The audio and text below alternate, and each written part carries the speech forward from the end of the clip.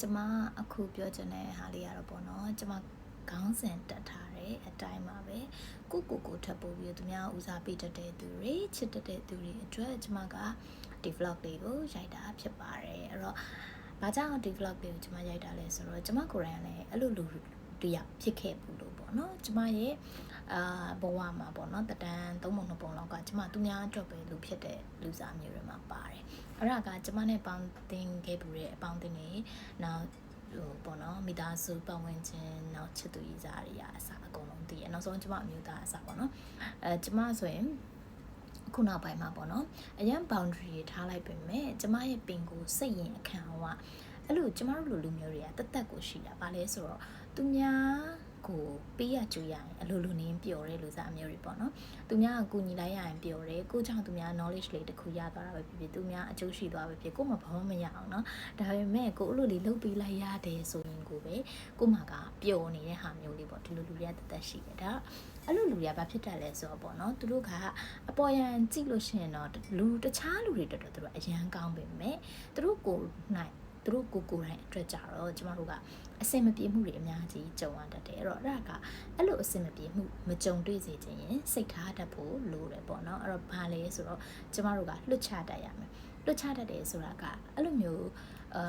နှစ်နည်းရှိပေါ့နော်ပထမနည်းကတော့လွတ်ချတတ်မယ်နောက်တစ်နည်းကတော့ boundary ကောင်းကောင်းထားတတ်ရမယ်အဲ့တော့နှစ်ခုလုံးလုံးနိုင်ရင်တော့အကောင်းဆုံးပဲ perfect ပေါ့နော်ကျမကတော့အဲ့နှစ်ခုကိုအဆင်ပြေတယ်လို့ကြည့်ပြီးတော့လူပေါင်းမှုတည်ပြီးတော့သုံးတယ်ပေါ့အဲ့တော့အရင်တော့ဆိုလို့ရှိရင်ကျမစီမှာကကျမရဲ့အကျင့်ကလူတယောက်ကိုမှရှိနေတဲ့ဟာပေါ့နော်ကိုကတခုပဲရှိတယ်မုတ်လေးတခုပဲရှိတယ်အဲ့ချိန်မှာကိုယ့်ရဲ့တငယ်ချင်းပဲဖြစ်ဖြစ်ကိုချစ်ရတဲ့သူတွေပဲဖြစ်ဖြစ်ကျမကအဲ့မုတ်ကလေးတခုကို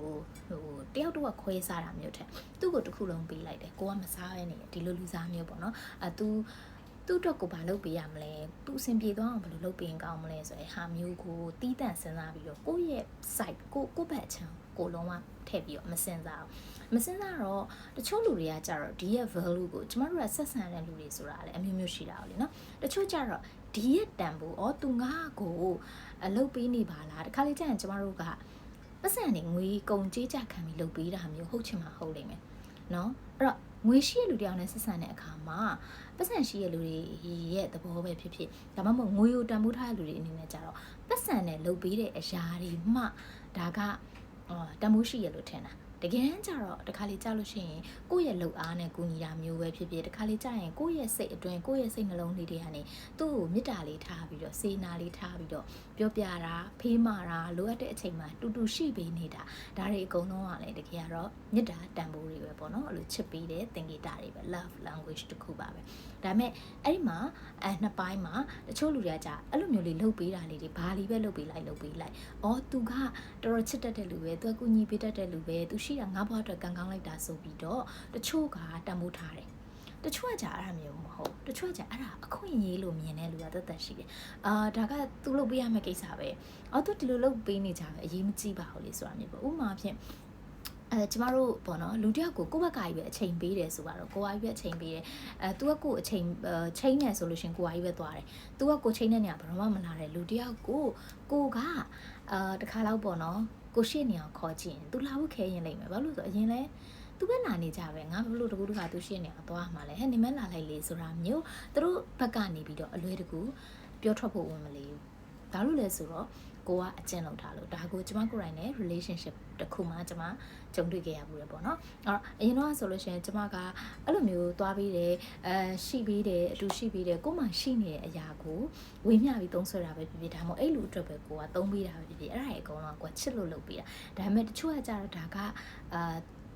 သူတို့ရဲ့ရပိုင်ခွင့်လောက်ကိုလောက်ရမယ်တာဝန်တော့တရားလို့မြင်လာတဲ့အခါကျတော့တခြားလူတယောက်အချိန်တောင်းတဲ့အခါမှာသူတို့အချိန်နေပေးမယ်တခြားလူတယောက်လိုအပ်တဲ့အရာတွေရှိလာတယ်ဆိုရင်သူတို့ကပေးလိမ့်မယ်ဘာလို့လဲဆိုတော့အဲ့လိုပေးမှတစ်ဖက်လူကလည်းသူတို့ပြန်ပြီး care လုပ်မှဆိုတော့သူတို့ကတီးလို့ကိုရီစီကကြတော့မေတ္တာစေနာတွေအရန်ပေါ်တယ်အလကားရဘလို့ဖြစ်နေတယ်အရေးမကြီးဘူးဒီလိုလေးမလုပ်ပေးရတယ် तू ကငါ့ကိုချစ်နေရပဲဒီလိုလေးမလုပ်ပေးလဲ तू ကငါ့နာကနေပြီးတော့ထွက်သွားမှာမဟုတ်တာဆိုတော့စိတ်ကလေးတစ်ခုသူတို့မှရှိအဲ့ခါကျတော့ကိုရီရဲ့ value ကဘာဖြစ်သွားဆိုရော့ကြသွားတယ်အဲ့တော့တန်ဖိုးထားတဲ့လူတွေနဲ့တွေ့ရင်တော့ကိုရီလိုလူမျိုးကအရန်တန်ဖိုးထားချစ်ခင်ခံရပေမဲ့တ တန်ဖိုးနားမလဲတဲ့မသိတဲ့လူတွေတန်ဖိုးနားမလဲလူလက်ထဲမှာဆိုတော့ကိုရီးယားတန်ဖိုး0 value ကလုံးဝ0ပေါ့နော်လုံးဝတန်ဖိုးမရှိဖြစ်တတ်တယ်အဲ့ဒီခါကျတော့ကျွန်မကပြောရင်2နီးပေါ့နော်အဲ့တော့ဒီလူကတန်ဖိုးနားမလဲတဲ့လူ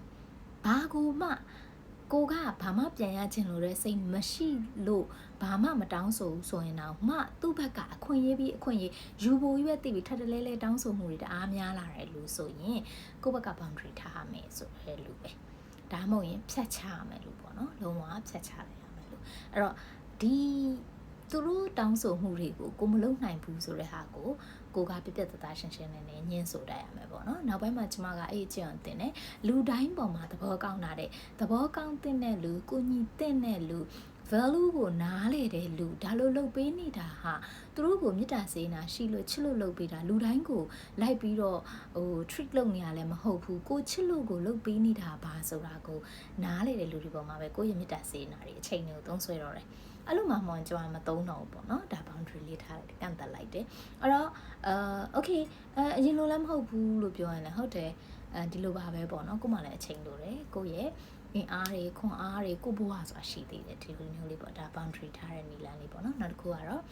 ကိုယ့်ရဲ့စိတ်ကိုလွတ်ချတတ်ဖို့လိုတယ်သူတို့စီကောင်းသည်ဖြစ်စေဆိုးသည်ဖြစ်စေဒါတို့ random အများနဲ့ဆက်ဆံတဲ့အခါမှာဘယ်သူမှမဆိုကိုလုပ်ပေးလိုက်တဲ့ဟာတွေအကုန်လုံးဒီလူအတွက်အကျိုးတစ်ခုရှိသွားရင်တော်ပြီဒါတွေကိုမေ့ပလိုက်ပြီပေါ့နော်ကျမဆိုအဲ့လိုမျိုးဒါ public နဲ့ကျမတို့ကြာ public နဲ့ဆက်ဆံတဲ့အခါကြာတစ်ခါလေးကြာရင်ပေါ့နော်ကျမဆိုတလားတခါလေးအရန်ဒုက္ခရောက်နေတဲ့လူတွေငွေကြေးမတက်နိုင်တဲ့လူတွေစသဖြင့်ဒီလိုမျိုးလူတွေရဲ့ကျမရဲ့လူငွေကိစ္စတွေကျမစီကိုလာတဲ့အခါမှာကျမဒါ free counseling လုပ်ပေးတဲ့ဟာမျိုးလေးကျမလုပ်ပေးတယ်ဒါပေမဲ့အဲ့ဟာကြီးတခုကျမဘသူတော့ကျမဘာလုပ်ပေးလိုက်ရပါလဲကျမတခါမှကျမရဲ့ပေါ့နော်ဘယ်လိုစာမျက်နှာတွေပေါ်မှာကျမဒါကိုဂုံလုပ်ပြီးတော့အဲ့လို mention ပြီးတော့ပဲဖြစ်ဖြစ်ပေါ့နော်ဒီဟာကြီးကိုကျမဘာမှအဲ့ဒါကြီးဂုံလုပ်ပြီးကျမအတွက်ကိုယ့်ကို proud လုပ်ပြီးတော့ပြောမနေတော့ကျမမေ့ပလိုက်တယ်ဘာလို့ဆိုဒီဟာကိုကျမဒီဘာမျောလင်းချက်မှမထားပဲအစားတွေကနေဘာမှလည်းပြန်လို့ခြင်းလို့မဟုတ်ပဲလုပ်ပေးတာဖြစ်တဲ့အတွက်ပြီးသွားပြီ forget about it ဒီဟာနဲ့တူဘာလေးပြန်ရပါစေစိတ်မရှိဘူးပေါ့နော်ဒါတော့လွတ်ချရနေပဲအဲ့တော့သူတို့တိတတ်သည်ဖြစ်စေမတိတတ်သည်ဖြစ်စေဘလို့ပဲဖြစ်နေပါစေကျမတို့ဒီလီလူကဒီအချိန်မှာဒါလိုအပ်နေရတဲ့လို့ကိုညီလိုက်တယ်တော်ပြီပြီးပြီအဲ့အတွက်ကျေးဇူးအတင်မခံရလဲဘာမှမဖြစ်ဘူးပေါ့နော်အဲ့ဒါတော့လွတ်ချတတ်တဲ့နေ့နောက်တစ်ခုကတော့ကျွန်မပြောသလိုပဲကိုယ့်ရဲ့ boundary ထားတဲ့နေ့ boundary ကတော့ကိုယ်နဲ့မဖြစ်မနေဆက်ဆံရမယ်လုပ်ငန်းခွင်တို့ကိုယ့်ရဲ့မိသားစုတို့ကိုယ့်ရဲ့ချစ်သူရည်စားတငယ်ချင်းမိတ်ဆွေဒါတွေအကုန်လုံးနဲ့ပတ်သက်တော့ boundary ကလိုအပ်ပါတယ်အဲ့တော့အဲ့လူတွေကကိုဘလို့လူဆိုတာကိုဟာမေတ္တာစေတနာကိုရှေ့တန်းတင်ပြီးတော့ချစ်ပေးတတ်တဲ့လူတော့ဟုတ်တယ်ဒါပေမဲ့ကို့ပေါ်မှာအကြောင်းမဲ့သက်သက်အခွင့်ကောင်းယူတာပဲဖြစ်ဖြစ်ကြောတာပဲဖြစ်ဖြစ်တခုခုပြဿနာရှာတာပဲဖြစ်ဖြစ်လုပ်လို့ရတဲ့သူမဟုတ်ဘူးဒီလူကိုငါပြောချင်နိုင်လုပ်ချင်နိုင်ငါ influence လုပ်ချင်နိုင်ငါပုံသွင်းချင်နိုင်ငါလုပ်လို့မရပါလားဆိုတော့တို့သိဖို့လိုတယ်နော်အဲ့ဒါလေးကိုအဲ့လိုလေး balance လေးညီအောင်နေတတ်ရင်အဲ့လူကဘဝမှာဒီလိုပြဿနာတွေအဲ့မလိုလားအပ်တဲ့လူတွေကြောင့်စိတ်ရှုပ်ရတဲ့ပြဿနာတွေကိုယ့်ရဲ့မေတ္တာစေတနာကိုကပေးလဲပေးရသည်ကျွလဲကျွရသည်စိတ်ညစ်ရတဲ့ပြဿနာတွေကနေကင်းဝေးသွားမှာပဲဖြစ်ပါတယ်ရှင်အဲ့တော့ဒါလေးကိုအားလုံးသဘောပေါက်လိမ့်မယ်လို့ထင်ပါတယ်တချို့ဘလောက်ကြီးပဲပေါ့နော်ကိုကမေတ္တာစေတနာထားကိုယ့်ဘဝထဲမှာအရေးမပါဘူးလို့ထင်တဲ့အရာတွေကိုမေ့ပြစ်လိုက်ဖို့လိုပါတယ်လွတ်ချတတ်ဖို့လိုပါတယ်လှုပ်ပေးတဲ့အရာတွေပေါ်မှာလည်းလှုပ်ပေးပြီးရင်လွတ်ချတတ်ဖို့လိုပါတယ်ချစ်ချင်းမေတ္တာနဲ့ပတ်သက်တဲ့အရာတွေကိုမိသားစုပေါ်မှာလည်းချစ်ချင်းမေတ္တာတန်တန်ကလေးကို boundary လေးနဲ့တူတူတွဲပြီးတော့ကင်တွယ်တတ်ဖို့လိုပါတယ်အားလုံးပဲကျေးဇူးတင်ပါတယ် bye bye